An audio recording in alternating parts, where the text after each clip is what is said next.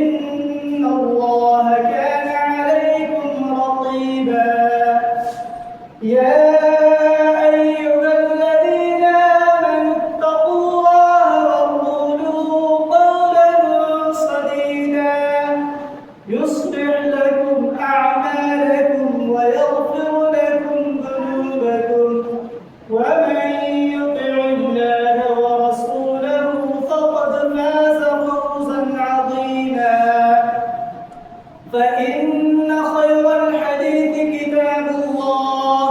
وخير الهدي هدي محمد صلى الله عليه وسلم وشر الأمور محدثاتها وكل محدثة بدعة وكل بدعة ضلالة وكل ضلالة في النار فأعوذ بالله السميع العليم من الشيطان الرجيم بسم الله الرحمن الرحيم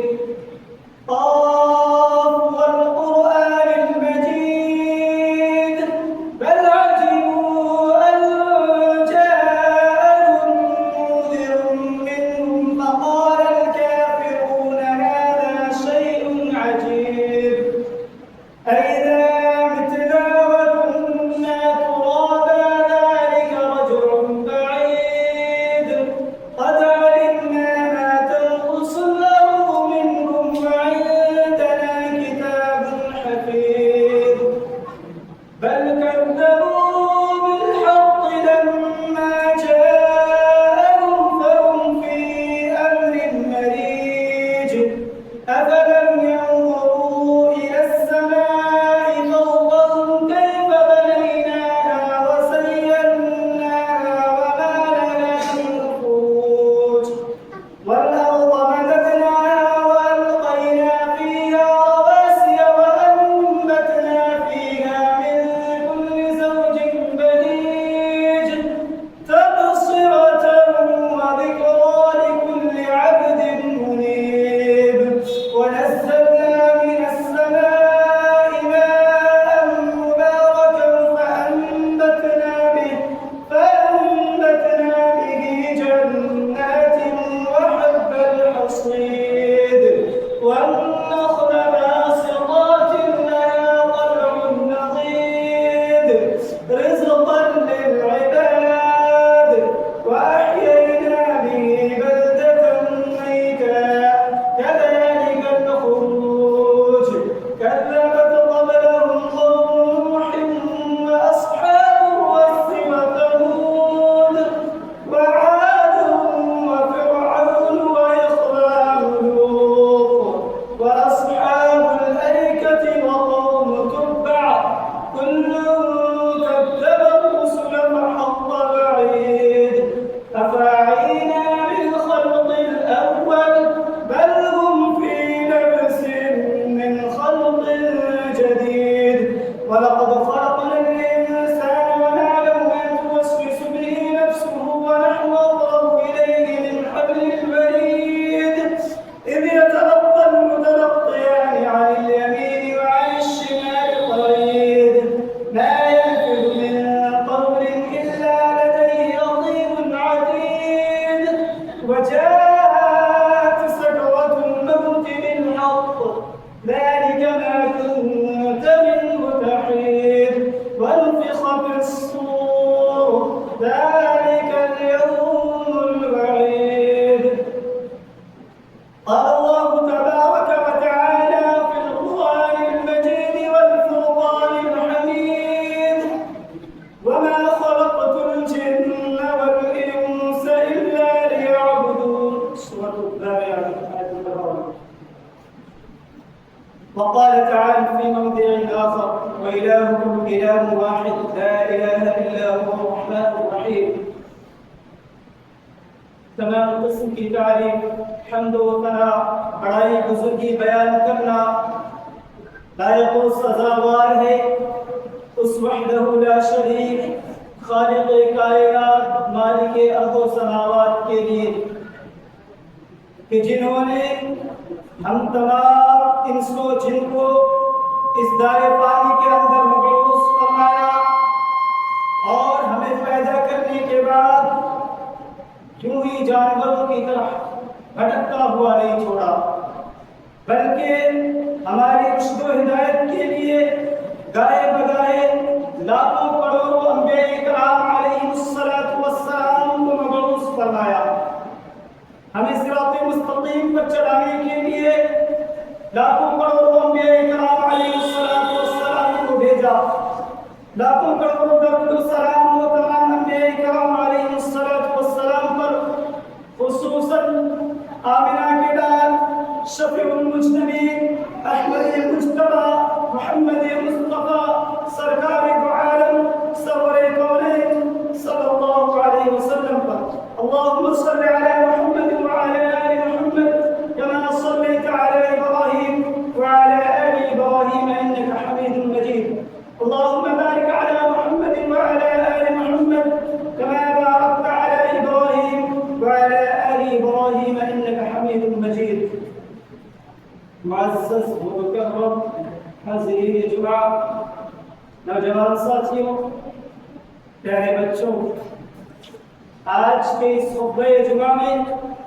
میں آپ کے سامنے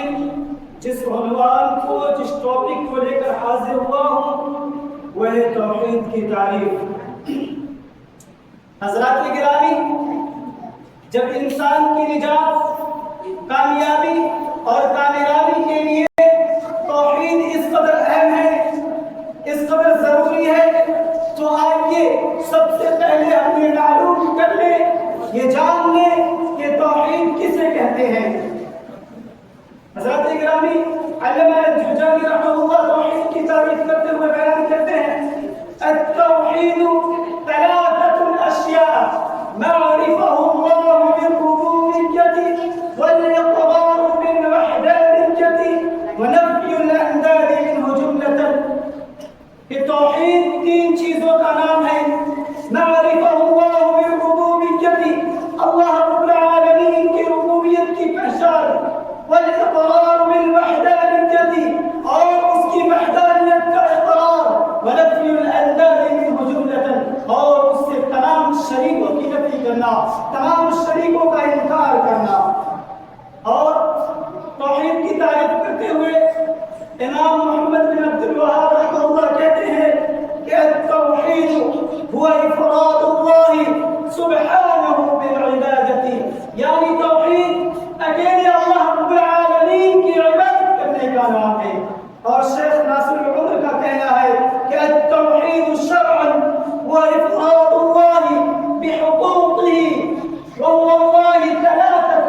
حقوق، وحقوق ملک، وحقوق عبادة، وحقوق اسماء وصفات۔ یعنی شریعت میں توحید تین چیزوں کا نام ہے، یا شریعت میں توحید اس کو کہتے ہیں کہ اکیلے اللہ رب العالمین کا حق صرف اور صرف اکیلے اللہ رب العالمین کو دیے جائے، اور وہ تین ہے، ملکیت کا حق، یعنی تمام کائنات کا خالق و مالک صرف اور صرف اللہ رب العالمین کو مانا جائے، اور عبادت کا حق، یعنی تمام عبادات صرف اور صرف اللہ رب العالمین کے لیے کی جائے، اور اسماء و صفات کا حق۔ ان تینوں تعریفات سے توحید کا مفہوم واضح ہو گیا ہے، اور خلاصہ کلام یہ ہے کہ اللہ رب العالمین کو پوری کائنات کا خالق و مالک مانا جائے، اللہ تبارک و تعالیٰ کو اس پوری کائنات کا مربی و پالنہار سمجھا جائے، اور تمام عبادات صرف اور صرف اللہ رب العالمین کے لیے کی جائے، تمام عبادات صرف اور صرف اس وحدہ لا شریک کے لیے بجا لائی جائے، اور اس کے اسماء و صفات میں اسے یکتا تصور کیا جائے۔ حضرات گرامی، کلمہ توحید لا الہ الا اللہ کا مفہوم، کلمہ توحید لا الہ الا اللہ وہ کلمہ ہے کہ جس کی طرف تمام انبیاء کرام علیہ السلام دعوت دیتے رہے، اور کلمہ توحید لا الہ الا اللہ کے دو رخ ہیں، ایک لا الہ یعنی لا الہ کہہ کر اللہ رب العالمین نے لا الہ کہہ کر تمام معبودان باطلہ کی نفی کر دی گئی، لا الہ کہہ کر تمام معبودان باطلہ کا انکار کر دیا گیا، لا الہ کہہ کر تمام معبودان کر دیا گیا اور اللہ کہہ کر صرف اور صرف اللہ رب العالمین کے ایک ہونے کا ثبوت دیا گیا اور اللہ کہہ کر صرف اور صرف اللہ رب العالمین کو مربی و پالنہار ہونے کا ثبوت دیا گیا. یعنی اس کرنے کا مفہوم یہ ہوا کہ اللہ تبارک و تعالیٰ کے سوا تمام معبودان باطلہ کا انکار کیا جائے, تمام معبودان باطلہ کی نفی کی جائے اور صرف اللہ رب العالمین کو تمام عبادت کا مستحق گردانا چاہیے, صرف اور صرف اللہ رب العالمین کو تمام عبادت کے لائق سمجھا جائے. حضرات گرامی, یہ مفہوم اللہ رب العالمین کے اس کلام سے مخصوص ہے وَإِلَٰهُكُمْ إِلَٰهٌ وَاحِدٌ لَا إِلَٰهَ إِلَّا هُوَ الرَّحْمَٰنُ الرَّحِيمُ کہ تم سب کا معبود ایک ہی ہے اور اس کے سوا کوئی تمہارا پروردگار نہیں, اس کے سوا کوئی تمہارا معبود برحق نہیں اور وہ بہت رحم کرنے والا بڑا مہربان. حضرات گرامی, اللہ تبارک و تعالیٰ نے اس آیت کے پہلے جملے میں صرف اور صرف اللہ رب العالمین کے ایک ہونے کا ثبوت دیا اور دوسرے جملے میں تمام معبودان باطلہ سے نفی کا انکار کر دیا گیا, تمام معبودان باطلہ سے لا تعلقی کا اظہار کیا گیا. اس سے معلوم یہ ہوا, اس سے پتہ یہ چلا کہ اس پوری کائنات میں خالق اس پوری کائنات میں معبود تو کئی ہو سکتے ہیں, لیکن اس پوری کائنات کا مربی و پالنہار اگر کوئی ہو سکتا ہے تو وہ صرف اور صرف اللہ رب العالمین ہے, اس کے سوا کوئی نہیں ہو سکتا. اللہ تبارک و تعالی سورۃ الحج آیت نمبر 62 کے اندر ارشاد فرماتا ہے ذلك بأن الله هو الحق وأن ما يدعون من دونه هو الباطل وأن الله هو العلي الكبير. یہ سب اسی لیے کہ تم سب کا معبود ایک ہی ہے اور اس کے سوا تم جن کی پوجا پاٹ کرتے ہو, اس کے سوا تم جن کو پکارتے ہو, اس کے سوا تم جن کے آگے اپنے پیشانی کو جھکاتے ہو, اس کے سوا تم جن سے اپنی نظر نیاز مانگتے ہو, اس کے سوا تم جن کو اپنا حاجت روا مشکل کشا سمجھتے ہو, وہ سب باطل ہے, مکار ہے, جھوٹے ہیں. اور اللہ رب العالمین بہت بلندی والا, بڑی شان والا ہے. حضرات گرامی, کلمہ توحید کا یہی مفہوم جب اللہ کے نبی حضرت محمد صلی اللہ علیہ وسلم نے مشرکین مکہ کے سامنے پیش کیا, مکہ کے کافروں کے سامنے پیش کیا, تو وہ کہنے لگے اجعل الآلہۃ الہا واحدا, کیا اجعل الآلہۃ الہا واحدا, کیا اس نے اتنے معبودوں کی جگہ ایک ہی معبود بنا ڈالا. ان ھذا لشیء عجاب, بے شک یہ بڑی عجیب بات ہے.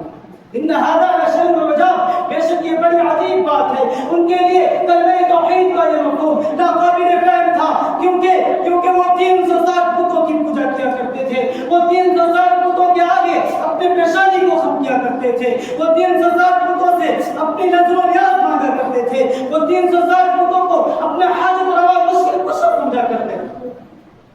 حضرات گرامی, اس لیے ان کے لیے ایک ہی رب کا تصور ان کے لیے ناقابل فہم تھا, باعث تعجب تھا اور وہ اس کے لیے تیار نہ ہوئے اور کہنے لگے اینا لتارکو آلہتنا لشاعر مجنون, کیا ہم اپنے معبودوں کو ایک دیوانے شاعر کی باتوں میں آ کر چھوڑ دیں. خلاصہ کلام یہ ہے کہ کلمہ توحید کا صرف اتنا مفہوم مان لینا, محض اتنا مفہوم مان لینا کہ اللہ رب العالمین ہی عبادت کے لائق ہے, کافی نہیں. اس کے ساتھ ساتھ تمام معبودان باطلہ کا انکار کیا جائے, اس کے ساتھ ساتھ تمام معبودان باطلہ کی نفی کی جائے, اس کے ساتھ ساتھ تمام معبودان باطلہ سے لا تعلقی کا اظہار کیا جائے, اس کے ساتھ ساتھ تمام معبودان باطلہ سے لا تعلقی کا اظہار کرنا بہت ضروری ہے. اللہ تبارک و تعالی سورۃ الممتحنہ آیت نمبر 4 کے اندر ارشاد فرماتا ہے لقد كان لكم في رسول الله أسوة حسنة في إبراهيم والذين معه إذ قالوا لقومهم إنا براء منكم ومما تعبدون من دون الله كفرنا بكم وبدا بيننا وبينكم العداوة والبغضاء أبدا حتى تؤمنوا بالله وحده.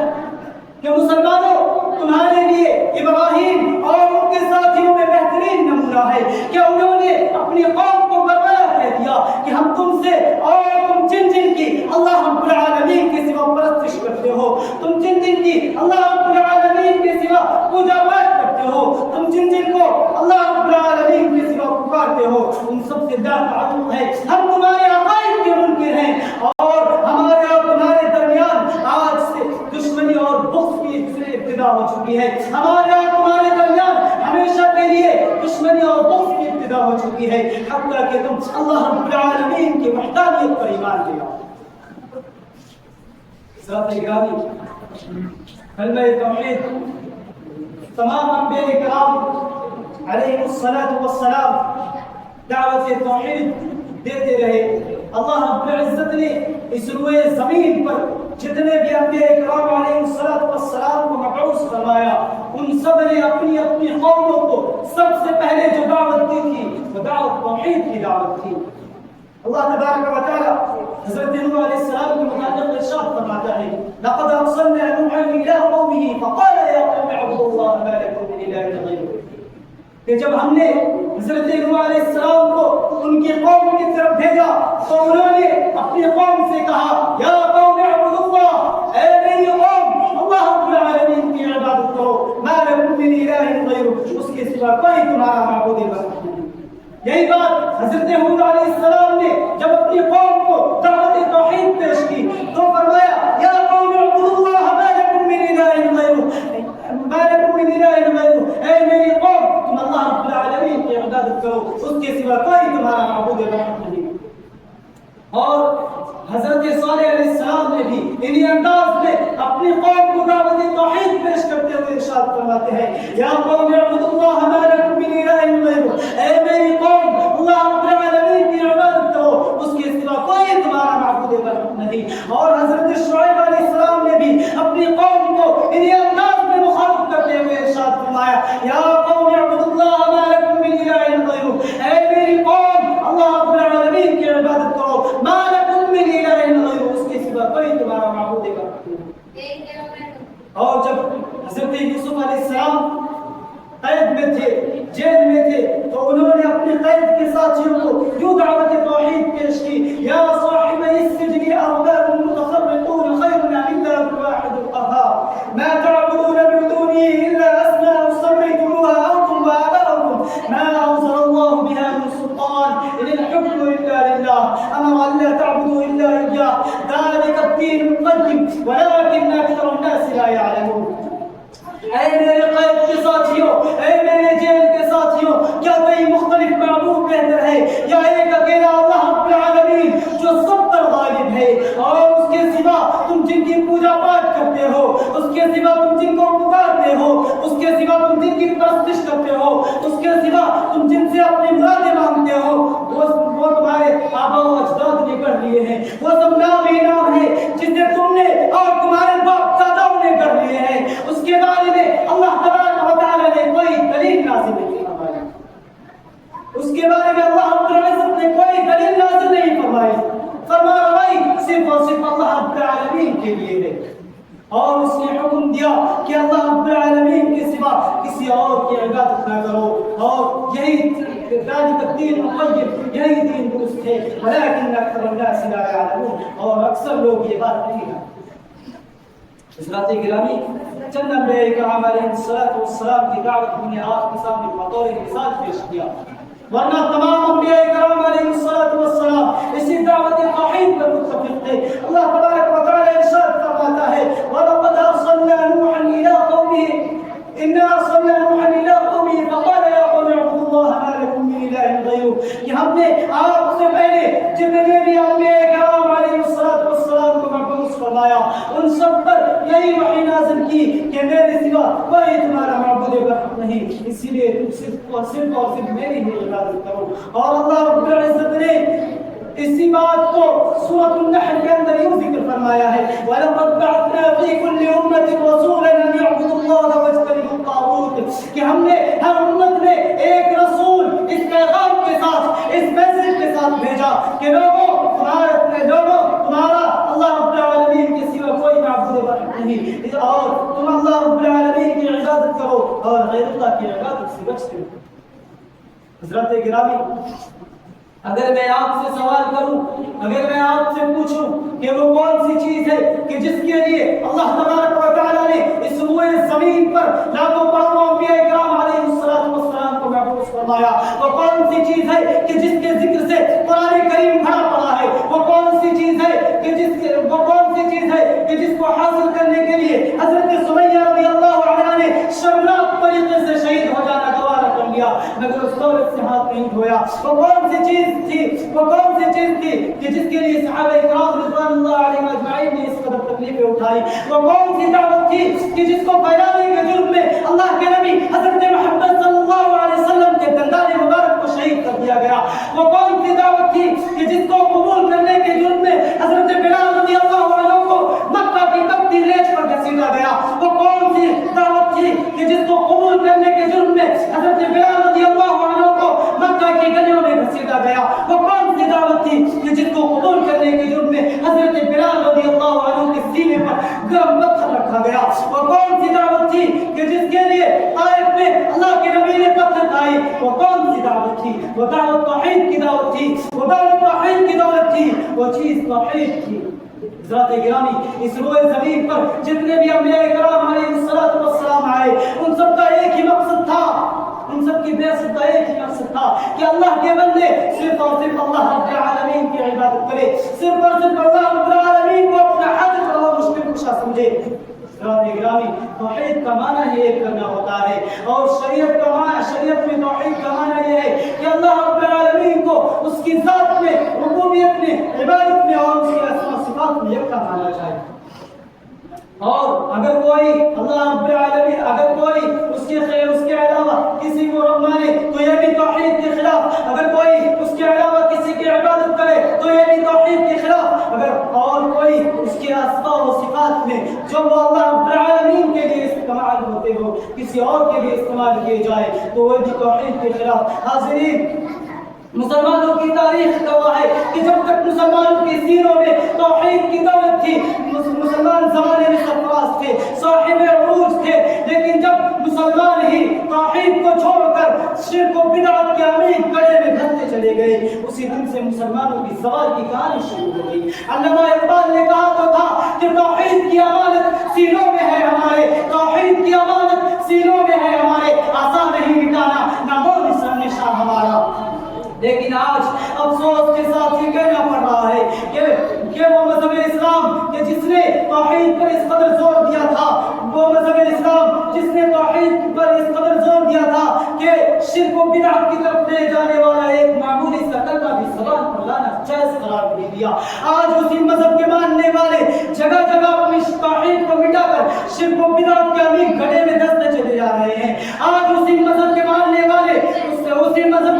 والے اپنے پیشانی کو غیر اللہ کے آگے جھکاتے ہیں. آج اسی مذہب کے پیروکار اپنے پیشانی کو غیر اللہ کے سامنے جھکاتے ہیں اور غیر اللہ کو اپنے حاجت اور مشکل کشا سمجھتے ہیں.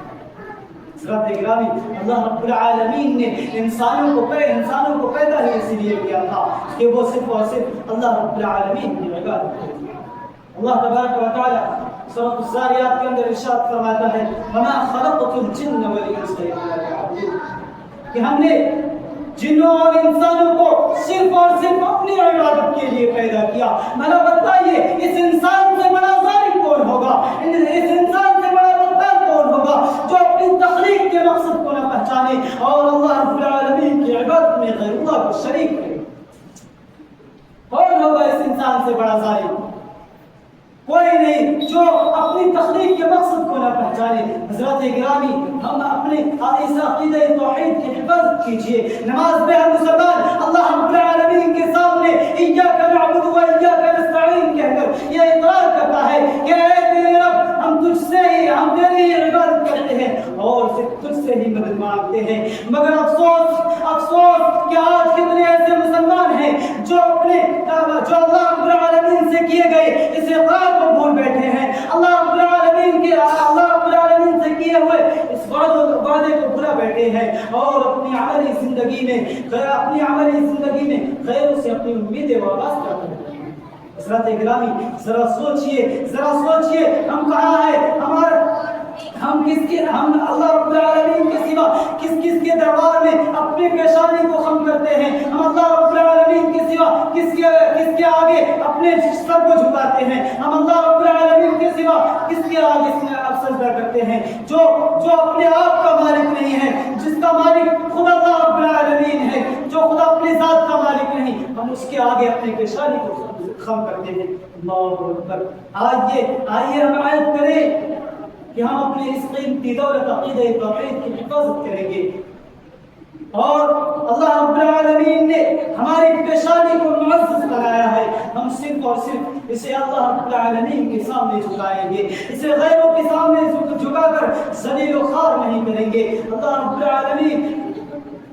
رب العالمین سے دعا کیجیے کہ ہمیں اپنے عقیدہ توحید کی حفاظت کرنے کی توفیق دے، آمین۔ آخر میں اللہ تبارک و تعالی سے دعا کہ ہمارے ہمیں جب تک دنیا میں زندہ توحید پر زندہ